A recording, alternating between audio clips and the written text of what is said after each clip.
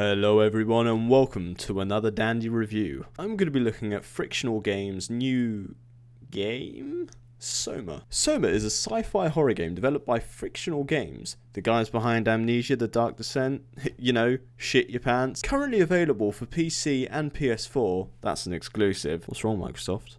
Bioshock too scary for you. The game is described as a sci-fi horror game, step aside, Dead Space, by Frictional Games, the creator of Amnesia, The Dark Descent. It is an unsettling story about identity, consciousness, and what it means to be human. The radio is dead, food is running out, and the machines have started to think they are people.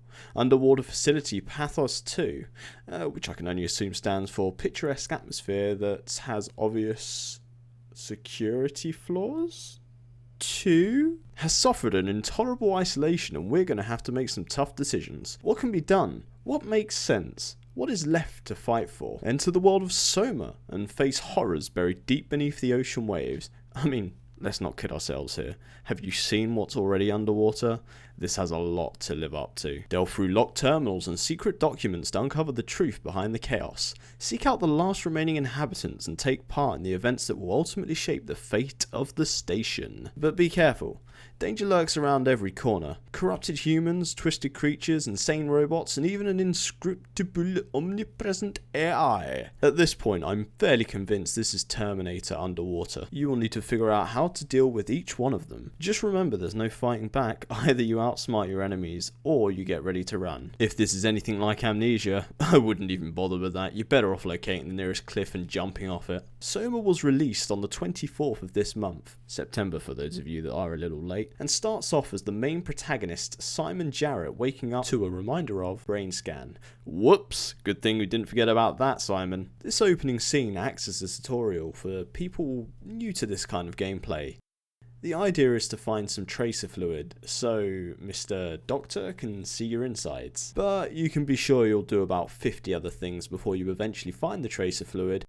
Pro tip, it's in the cupboard. After locating and drinking this tracer fluid, Simon takes a subway to the doctor's office to take part in what seems like a test to cure what Simon has indicated may be an incurable disease. Simon is placed in a brain scanner and wakes up inside a dark and mysterious location that appears to be underwater.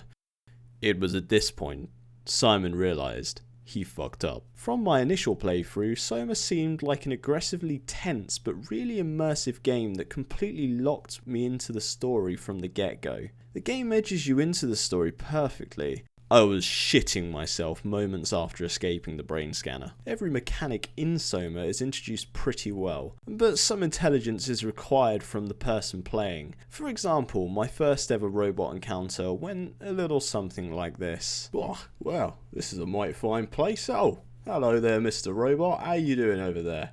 That's one shiny bright light. Do you mind if you just tone it down just a touch? No? Oh, fucking hell. Hey, come on now, Mr. Robot. I'm sure we can work something out. Mr. Robot, please. I just want to stay alive. Fuck!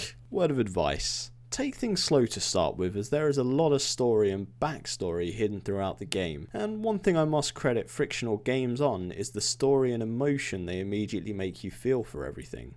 Seriously, I genuinely felt bad for Simon. This is a living hell, and all he has to protect him is this shitty Omni tool. Oh, yeah, the Omni tool. This appears to be the army knife of the game, and is essentially the equivalent to those billion keycards from the old Alien games.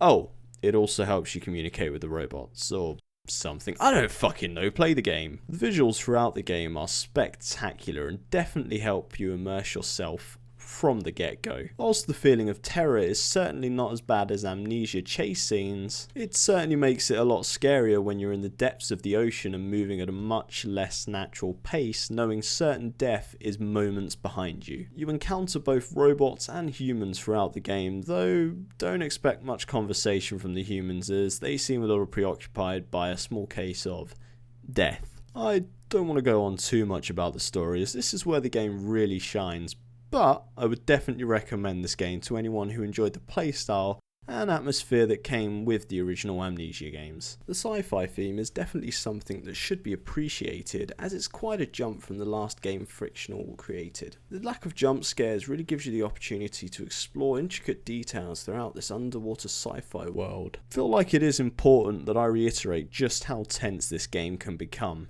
The game is so good at leading you down the right path that you get so comfortable, out of nowhere everything can just turn to shit and you panic.